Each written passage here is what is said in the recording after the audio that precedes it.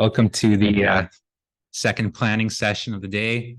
My name is Christopher Sege. I'm with Mushkego Council. I'll be facilitating the session for this afternoon. So the session is called Safe Communities, and for presenters we have Caden Stone. Caden is originally from Jamaica and is a first-generation settler on the traditional territory of Lac Seul First Nation, signatory to Treaty Number 3. Caden moved here in 2015 to increase his knowledge and understanding of public health with a specific focus on social behavioral factors that affect health outcomes. Caden is employed at the Sioux First Nations Health Authority as the Safe Communities Manager under the Approaches to Community Wellbeing Department. Outside of work, Caden likes being and going for hikes out on the land. We also have Vicky Reed. Vicky is a member of the Wabagoon Lake, Ojibwe Nation in Treaty 3 territory. Having moved from the United States in 2021 during the pandemic, she found a home in Slate River, Ontario, a short distance from Thunder Bay.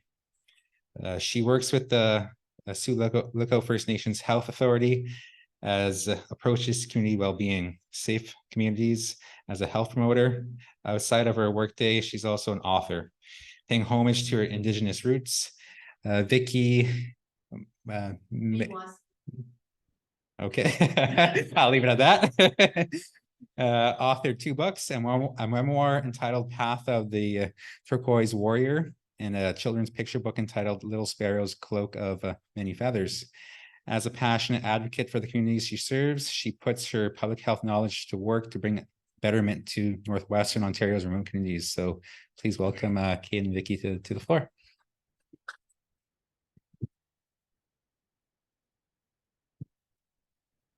Good afternoon, everyone. I said earlier, my name is Kaden, and I have Vicky Reed here with me, and we'll be co-presenting on safe communities, which is one of the program areas at the Sioux First Nations Health Authority.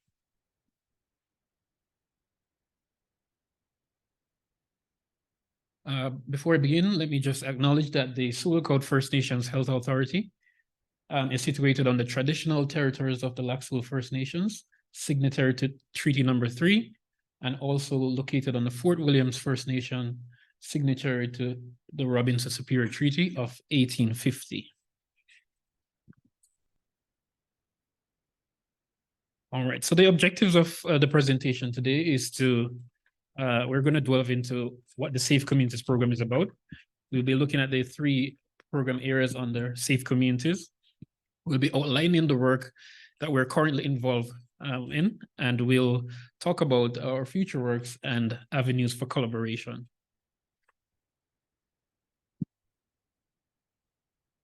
Now, this is the Approaches to Community Wellbeing model. And Approaches to Community Wellbeing is essentially the public health department of SLIFNA. But when this model was being developed in conjunction with a First Nation representative, the term public health department did not really sit well with them. And so through discussions and consultations, it eventually evolved into the name Approaches to Community Wellbeing.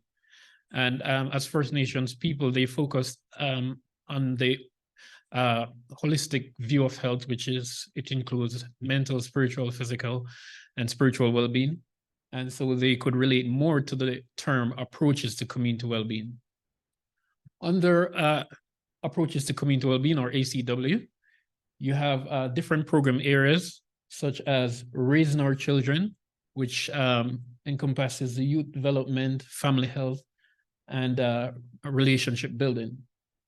Then we also have Healthy Living, which is now divided into 3 sub-areas, and those are preventing chronic diseases, preventing infectious diseases, and harm reduction. And we have Roots for Community Wellbeing, which is basically the foundations department. And just as the roots of the tree provide support to and nutrients to the rest of the tree, it's the same. Roots for Community Wellbeing is the department that supports all of the department through evaluation and planning and data and statistics and so forth. And finally, we have Safe Communities, And under safe communities, we have three major program areas. We have emergency preparedness, environmental concerns, and preventing injuries. And the idea behind this model is to ensure that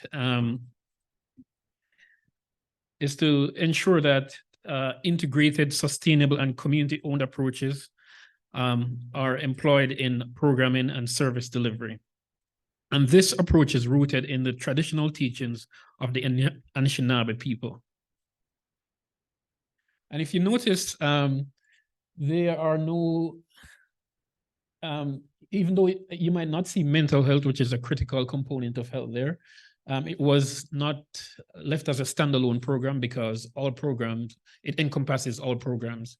And so mental health is a key consideration for program delivery in all of the program areas under ACW. If you look carefully, you'll see that the word values at the center of the model. And these are the models, these are the values of approaches to community well-being.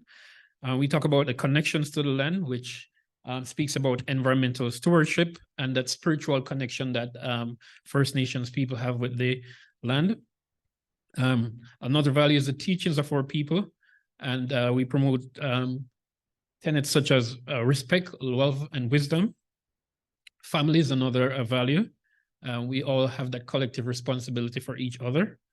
And the language that provides that link to the ancestors. History, of course, guides our future. And we know how the current health outcomes that are experienced by First Nations people have been shaped by colonialism and other historical factors. So those are key considerations for our program and delivery. The holistic approach to health, spiritual, mental, physical, and emotional well-being. Share knowledge, honor choices and respect differences. We are cognizant that everyone is different, but everyone is valued and all lives matters. We share knowledge, we learn from each other. And of course, we strive to build supportive relationships and collaborate, intersectoral collaboration to the benefit of the people we serve. So safe communities, the definition is in the name. That is what we strive to do, to create communities that are safe and conducive to health. And of course, as I said earlier, we have the three major program areas there: environmental concerns, emergency preparedness, and preventing injuries. So overall, safe communities look at how, look at the overall environment and the community on a whole, and look at all the factors that influences health. And we strive to prevent injuries. We strive to bolster the response capabilities of our communities. And we strive to create a healthy and supportive environment.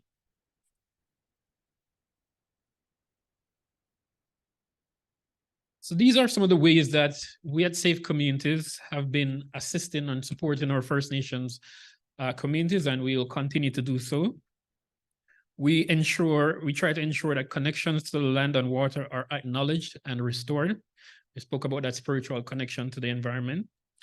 We provide resources so community members can safely enjoy their homes, water, lands, and traditional foods.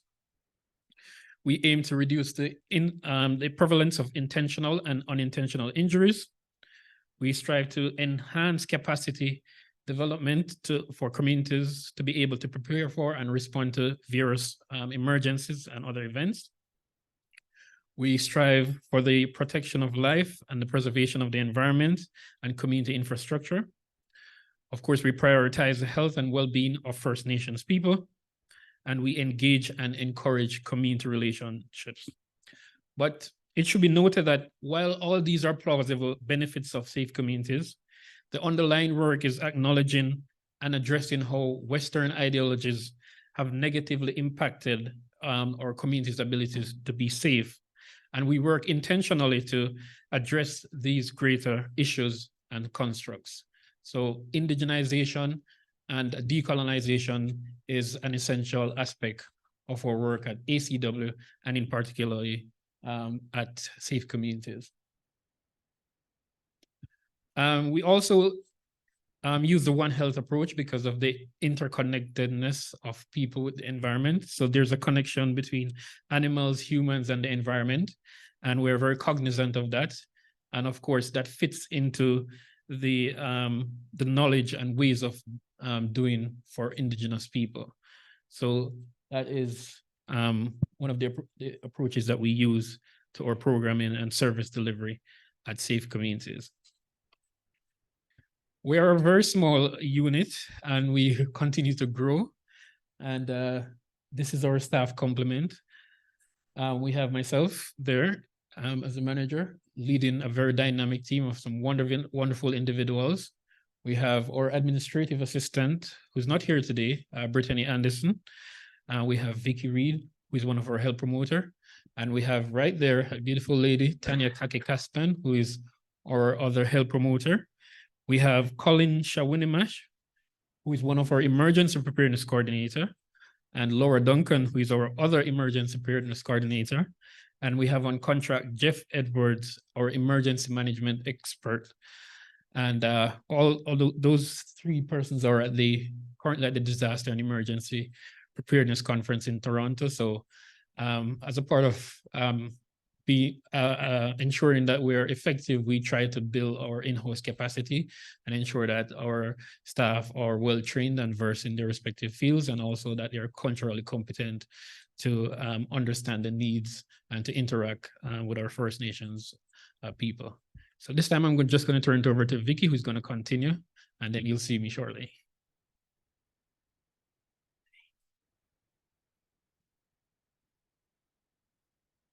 All righty. Hi, everyone. My name is Vicky Mwaski Reed. I've been working with Silicon First Nations Health Authority since April of 2022. It's been a blast. Some of the things that we've been doing, basically getting a clear picture of the needs of our communities. In 2021-22, there was an environmental scan. Sorry, I'm slacking here. Oh, okay. I don't have that. All right. What are the priority areas of community safe communities? We have the environmental concerns, injury prevention, and emergency preparedness and response. Those all kind of tie together to the emergency preparedness and response because it all has the facets within. Environmental concerns, for example, if you have like a blastomycosis outbreak, you need to have the emergency preparedness response in there, as well as any type of injury prevention, especially if you have like a community festival, you should have an element of the emergency preparedness and response just in case, to prepare for any emergencies that might pop up. Let's see, that was exactly not what I was going to say in my notes, but yeah. Okay, the environmental scan. Basically, this was actually in 2021-22. It was a scan that was collaborated virtually because of the pandemic. And at that time, we basically asked our communities what we can do for you. And the objectives of the environmental scan were to examine the structure and delivery of services of environmental public health organizations that primarily serve First Nations people and other Indigenous groups, to also determine the environmental public health concerns and priorities in the First Nations that SLFNA serves. SLFNA would be the abbreviation for Silicon First Nations Health Authority. And to explore sustainable and community-owned approaches to addressing these concerns. We are basically the guidance. We want to empower our communities to do the work. The environmental. Katie, you're going to have to do this with pushing buttons for me. Okay. Some of the environmental concern program areas are basically food safety, safe drinking water, and various health concerns like mold, bed bugs, air quality, and sewage. We have partnered with ISK. Vu is in the audience. Hey, Vu, shout out to you, the EPHO of ISK. We did some community outreach in regards to bed bugs and cockroaches. We also partner with other organizations as well when we need some additional help. We're doing an air quality initiative with some of our communities, some pilot communities, to talk about mold, ventilation issues, basically mitigating and getting straight to the source prior to them becoming a huge health problem. At that table, you'll see that it's kind of in a disarray, but we do have a lot of health promotion materials that we brought along with us. A lot of them I've created, so take. I don't want to take them home with me. Did I miss anything, Kadian? Some of the environment. Okay, I don't have my notes for that one. Let's see here. You want me to speak for that? Yes, you do it. All right, sorry about that. So we did that environmental scan to look at, just to inform the development of our environmental public health program. And we interviewed a lot of stakeholders ranging from environmental public health officers from ISK and other organizations. We interviewed community health staff and community leadership. We interviewed persons in education, like those who train environmental public health officers and other environmental health workers. And we looked at environmental programs, not just in Canada, but also the United States, Australia, and New Zealand that have Indigenous populations too. And from those consultations and from those that research, 3 themes emerged from that environmental scan. The need for capacity development, and that is twofold, in that environmental public health staff, when they leave school and come to work in an Indigenous setting, a First Nation context, most times they are not prepared for the realities of the North, as we would say. And they are not, it's not mandated for them to do any courses as a part of their study in Indigenous studies. And so they come and it's a struggle for them to be effective, to function. It takes a while for them to build trust and to understand the culture and history of the people that they intend to serve. And so there's, in terms of capacity development, there's a need for them to be trained and be competent in Indigenous environmental public health context and culture.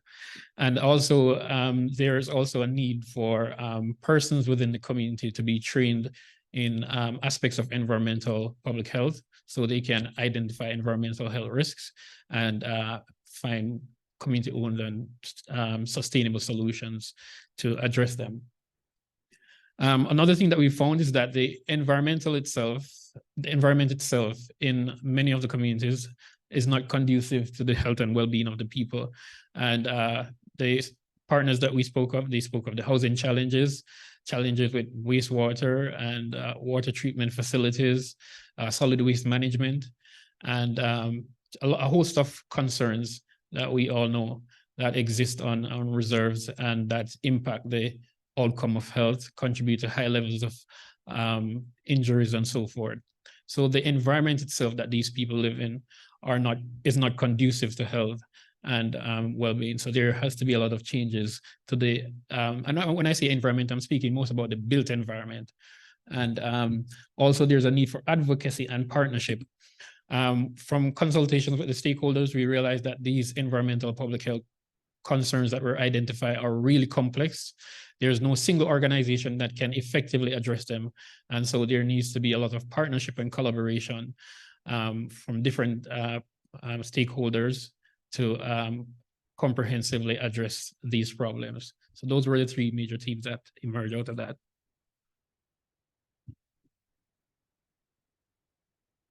See, that's why I couldn't say it all. The injury prevention program that we have basically looks into keeping the community safe from injuries, including fire safety. FYI, it's Fire Safety Prevention Month this week, or this month. Road safety, fall prevention, water safety, swimming and boating, suicide and self-harm prevention, and others. Since I've started with Safe Communities, you have to kind of be an expert in everything and anything, because we kind of cut across the departments. So we can be collaborating with people from raising our children to roots, getting stats. So it is definitely a team effort, keeping all of our communities well served. Go ahead, Kadian. Injuries impose an unjust social and economic burden on the First Nations communities because a lot of the First Nations communities are remote. Getting access to healthcare, nursing stations can only do so much. And then, of course, any extreme injury would obviously have to be out of community. So that does pose some problems. Injuries contribute to costly and stressful outcomes, including unaffordable healthcare bills. I can only imagine just coming into the Thunder Bay and from a remote community and not having the resources or the money or the escorts or just the know-how, the navigation of the whole system. But Sioux Lookout First Nations Health Authority does have patient navigators. So just an FYI for community members sitting in the room, we're here to help you. Of course, there's lost work hours, wages, employment due to long hospital stays and periods of temporary or chronic disability. Go ahead, Kadian. Injury statistics within the Sioux Lookout area First Nations are primarily preschool children and youth.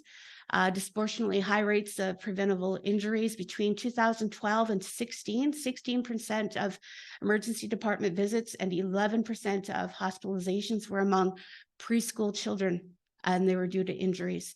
Between the same years, 29 of emergency department visits, 15% of hospitalization among our children.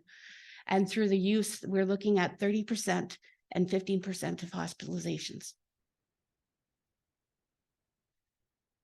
We're going to segue into the emergency preparedness and response. This program enables that all of our communities are prepared for and able to manage small and major incidents. We do a lot of tabletop exercises. We're wanting to get our communities to reach out to us so that we can actually hold those exercises in your community so that we can bring that aspect to being safe in your communities.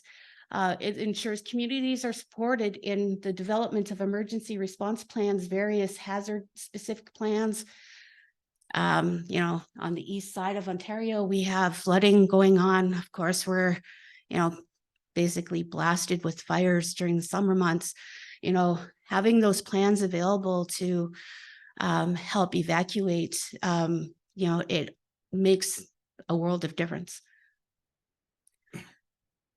Safe Communities, working with communities to develop their existing capacity to maintain emergencies through conducting those trainings that I just spoke about in IMS and BEM. Also assisting communities with their emergency response plans and various hazard-specific plans, monitoring threats to the area through forest fires and flooding, and communicating preventive messages through our social media and other aspects, radio scripts with health promoters and other partners, and supporting communities and tribal councils in the public health response to emergency situations. Since working with Safe Communities, it's kind of like wearing a whole bunch of hats all at once. I can remember when Kadian said, "Hey, you're going to be taking care of all the Matawan communities." I was just like, "Oh, great." I was like, probably a weekend, and I'm thinking, all right, I'll go to that meeting, I suppose. So you definitely wear a lot of hats. It's very empowering to work with such great people and learning the process as you go. Emergency preparedness so far. Safe Communities has hosted and carried out training and exercises for SLIFNA communities, partners, and staff. Safe Communities is assisting with the development of SLIFNA's emergency response plan and business continuity plans. And then also we actively participate in the network of emergency management coordinators in the region to build mutual partnerships of support. There's one document that I was introduced recently at an emergency management staff meeting here in Thunder Bay. Was it here? Yes. Yes, it was here. And it's basically called the GEMS document for a reason. That is kind of like the Bible of emergency preparedness, and just really happy to be a part of it. Go ahead. This is my mojo here. This is health promotion. We've divided health promotion into seasonality, winter, spring, summer, and fall. So as you can see, he keeps me busy. He keeps us busy, Tanya. We have winter safety, emergency kits, holiday safety, radon awareness, repetitive strain injury awareness day, psychology month, ice safety, survival, and driving, and that's only in winter. You can take a look at the rest of them. There's spring safety, Earth Day, emergency preparedness day, 5 days of the homeless month, global asbestos awareness week, world water day, bicycle safety, flooding. So these are kind of what I was kind of highlighting at, that you have to kind of be an expert in all different fields. You have clean air, you have forest fires and wildfires, blue-green algae, heat warnings, swimmer's itch, and then you go into the fall months and you're looking at hunting, back to school, immunizations, and World Rabies Days and everything else. So my head swims every day, and but it's worth it. Bringing all of this information to our communities is something that I wanted to do when I was working public health down in the US. During the COVID pandemic, my mind was here in Canada. I wanted to be back home with family. I wanted to be safe. And that's one of the things about safe communities, is we want to bring that same feeling to our communities. Okay, this summer we actually did a Fun in the Sun campaign. We're kind of trying to bring all of the facets of approaches to community well-being together, so that we can kind of like do a community blitz of all of our communities. It was fun because it was fun in the sun. We had topics like boating, safe boating. Ezekiel, yeah, we were actually in his community doing this, and also in Bearskin. But yeah, just the relationship building, finding out what the community needs on those one-on-one basis. It just inspires me every day. We do ticks and mosquito bites and forest prevention information, and how to start a fire correctly and monitor it, and just a whole bunch of things. The kid wearing the bicycle helmet, he was just a cutie, wasn't he, Tanya? When we brought the prizes out for the door prizes, he first thing, he manifested it. He put it on his head and he says, "This is mine," and he won it. He actually won it. But it's a great time in community. Go ahead, Katie.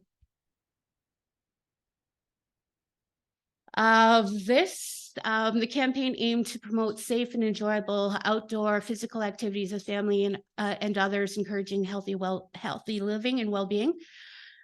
The activities were designed to celebrate the essence of community health and culture by fostering outdoor engagement and social interactions. We went to Eagle Lake, we went to Summer Beaver, we went to Sandy Lake First Nations at Bearskin. We're hoping to reach out next summer. So if you're here in one of our communities, let us know. We want to come out and visit you. Of course, fire safety, a huge concern in our remote communities. Many do not have their own fire departments. Just want to give a shout out to Wabigoon Lake Ojibwe Nation, who became certified and have their own fire department now. That's my community, just FYI. But we also do health promotion on it as well. Laura Duncan, who is actually now our emergency preparedness coordinator, she put together a nice presentation for the hostels. Also, we have people going into schools and talking about fire safety. We have some promo over there that basically a lot of kids are at home, you know, sometimes unattended, they're hungry, they want to make something. Well, cooking in Kokum's Kitchen, there's a little series there. Go ahead. I think there's one picture missing. Oh. This, I can't remember. We don't have the notes. Yeah, so this was actually, we procured a host of smoke alarms and carbon monoxide detectors, and we were able to distribute them in select communities served by SLIFNA. So that's a picture of the load at the hangar at Sulacau Airport, just waiting for delivery to the First Nations communities. Thanks, Katie. Just like, I didn't know what that was for. All right. Bed bugs and cockroaches, not a fun thing to deal with, but it's universal. We have Mr. Vu, who's in the audience, in there with me, and Sonia. She also Health Canada is KO. Okay. We were in one of the communities doing some presentation about bed bugs and cockroaches. I have some information there on how not to take them home with you. So pick some up at the thing. Go ahead. Emergency preparedness and World First Aid Day. Other initiatives that we take on, we go to various places and promote. Go ahead. COVID-19, of course, we want to say we're done with it, but it's still here. Just make sure that if you have a cold or cough, stay home. There's me coming out of an airplane, being a rock star from one of our communities. I think I went to Fort Hope that time with Dr. Douglas, and we spoke about vaccine hesitancy. A great trip, though. Of course, we go to conferences. Nancy Pine. We participated in the Home Builders Challenge last year. You won a different one where I wasn't involved. That was a good thing. All right. Future plans and collaborations. Go ahead, Katie and Stone. All right. Thank you, Vicky. So I'll talk about what's in the pipeline for us at Safe Communities. So last year, the Health Canada team made a presentation on mitigating contaminants in homes. And we, at this same very venue at the First Nation Housing Conference. And as a result, we approached them and we had some discussions. And at the same time, there was a study done in 4 communities served by SLIFNA that looked at indoor air quality and the resulting impact of that in those communities. And the findings were alarming. And through that discussion and the partnership that we have formed with Health Canada, out of that came an indoor air quality promotion and public education initiative that will be undertaken in those 4 communities listed there, starting with Lac Seul First Nations. So a setting like this does have its benefits, where we can, and I spoke earlier about the need for collaboration and partnership. And I'm glad that the First Nation Housing Conference last year provided that opportunity for us to meet with Health Canada, and out of that came that initiative. For the environmental scan, we're going to present the report to a concise report to the Health Advisory Committee of SLIFNA. We are going to carry out regular engagement with community and environmental public health officers and other environmental staff to develop an environmental public health strategy that will guide our practice for the next 5 years. We're going to establish a working table to develop a regional environmental public health framework. And then we're going to present that framework to the Health Advisory Committee for their feedback, for their input. And then if everything is okay with that, then we'll implement and of course, evaluate the effectiveness of that framework and that public health service delivery over time. For injury prevention, we're in the early stages of that. So we're at that stage where we're doing consultations with our key partners. So that is currently going on, and we'll continue that.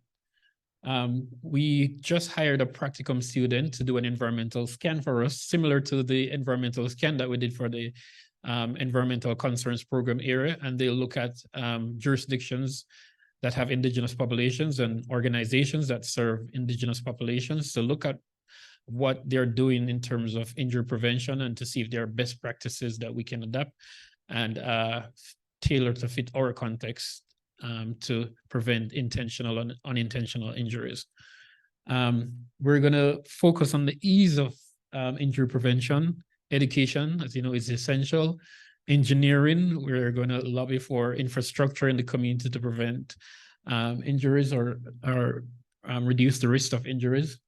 Constant evaluation of our injury prevention program area to ensure that's meeting the needs of the people that we serve. I look at the economic costs as a way of promotion. That is going to be tied into promotion. Vicky spoke about missing work and all the economic costs that are associated with injuries. We'll highlight those. Empowerment and enabling, just as how we did in with our Fun in the Sun campaign, where we not only spoke about the being safe on the land, but we actually brought tangible resources such as bike helmets, flotation devices such as life jackets, to enable people to reduce the risk of injuries when they're participating in those recreational activities. So we'll continue to do that. And of course, enforcement, we'll have discussions with community leadership about implementing bylaws and other forms of local legislations that can aid in preventing injuries. For emergency preparedness, in 2022, the Chiefs in Assembly passed a resolution 22008, and that is for SLIFNA to lead a process to develop a regional emergency preparedness and response system. And the COVID pandemic, of course, highlighted the need for that. And so as a part of that process, we intend to do an environmental scan again. We're doing a lot of environmental scan to look at injury, to look at emergency preparedness and response system in various jurisdictions, again, to see if there are best practices that we can adapt and tailor to our local context. We're going to conduct a current state assessment to look at what obtains with emergency preparedness and response at the moment within the communities that we serve. We're also going to build a network map of regional and community partners, and that will outline clear roles and responsibilities of each agencies. So community leadership and emergency management staff can know who to turn to in times of emergencies to get whatever resources and support they need. Of course, we're going to continue to sustain the relationships that we've built over the course of the 3 years since Safe Communities has been operational. And we'll work to also fulfill all the provisions of the resolution. All right, and that ends our presentation.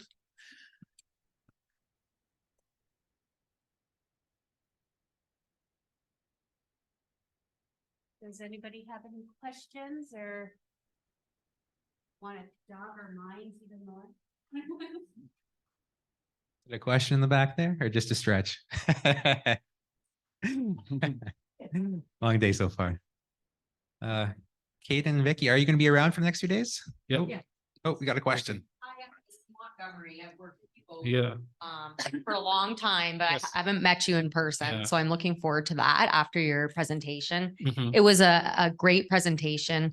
I think I'm really interested in injury prevention statistics because that's one area that environmental health officers, although we do make recommendations to change things which may prevent injury, I feel like we maybe don't have the most recent statistics on what Mhm. injuries are hurting Mhm. kids, like toddlers and teenagers. So I'm curious what those stats kind of look like. Like, obviously you may not have it on your Mhm. memory, but does something stand out for what was the highest injury causing for Yeah, kids? I think it's falls. I think falls is the most prevalent forms of injuries that occur in our communities. I don't really have the stats at the moment to say to give you an indication of its prevalence or incidences of it, but falls is the #1 causes of injuries in And the I region. think that makes sense because I think like in most communities, like slips, trips and Mhm. falls, or workplaces. Those are the ones that we tend to see a lot, but very interesting. I feel like there's not enough work in injury prevention. Mhm. Because when you look again at the numbers of people that are admitted to emergency departments, so that's really exciting to see that type of work. But thank you for all the work you do and your presentation. Thank you. Thank you. So, and thank you for your support to us too, Amy. Appreciate it. Hi, good afternoon. Yes. My name is David Flood. I work for a group of 3 communities in the Chapleau area, 2 Cree communities, part of Mushkegowuk Tribal Council, 1 part of the Waban Tribal Council. We operate under a business name called Wakotuin Development. We're here because we're trying to crack the code on the housing supply chain and the kind of housing that needs to come into the north. That's a lot of data that you track and record and survey. I'm just wondering what parts of that relate to the like a housing strategy that you have there. Is there overcrowding in houses? And what's the transition? What's the goal to move overcrowding, and get more houses? And what I find interesting is usually the housing strategy is done way over here. And it's not really done under any kind of health authority. But housing and health are absolutely intertwined. So I'm just wondering, do you play a role in setting the stage for participating in a housing transition strategy to improve overall community health? Not necessarily. We do not have a housing strategy. I know NAN, the political organization that encompasses some of the First Nations in this region, does have a housing strategy. But we see our role in highlighting some of the issues that are associated with overcrowding and just poor housing on a whole. So we play that advocacy role. We intend to do more research to establish associations between poor housing and health outcomes for decision makers, because they always ask for evidence whenever they're approached for funding and all of that. And there's a positive research in our region as it relates to housing conditions and its effects on and its impact on health. So we intend to do that and use that data to be advocates for more supportive housing, more housing to reduce overcrowding and associated health effects. And just a supplemental question out of that, and a thought piece to transition out of the overcrowding. Just off the cuff question to you both. Do you think in that overcrowding situation, actually having the people that are living in the overcrowding situation be part of the building of the new houses would generate a sense of momentum within the community? Like you said, you like going and doing those training and education type things. I just have to believe in my mind that if community members were brought together to help put up houses, that would be like another, like, yay, you know what I mean? So do you see a pathway for that in your overall assessment of health and well-being? It's funny that you ask that question. When I started back in 2022, Katie was throwing out all the challenges, and I actually became involved in the NAN co-creation workshops. And that's basically bringing community members here to Thunder Bay and to Timmins, speaking with architects and finding better solutions to the housing. Ezekiel, who's sitting in the back, he raised his head. He knows what I'm talking about. He's a member of it as well. So that is where we, as Indigenous people, have a voice. We are instrumental in the development of housing for our north. So Katie and my manager from Slivna sent me to this so that I can bring back information. Perhaps it will be used in future endeavors. But those strategies that NAN is currently doing with the co-creation, I can't speak more highly of it. Just basically the partnerships and just ways of living in the north and finding strategies to mitigate the situation in the meantime, so that long-term solutions will be coming. So that's where that's at.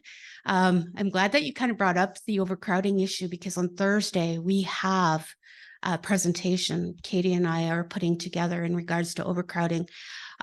Because we are a health authority, unfortunately, the housing portion hasn't been interwoven into it, but we do have some tips and tricks on how to expand the spaces within the house, and perhaps, you know, empowering people at the presentations that's listening, that, you know, they'll take that information back and see if that can be used within the communities. Once again, we can advocate, I can promote, but unfortunately, at this time, SLFNA isn't in a position where we can actually intervene in the housing strategies right now, but NAN can, and that's why I'm just like, NAN's here. So it's happening. It's just a matter of reaching out to those partners that have the intel on that information. So thank you.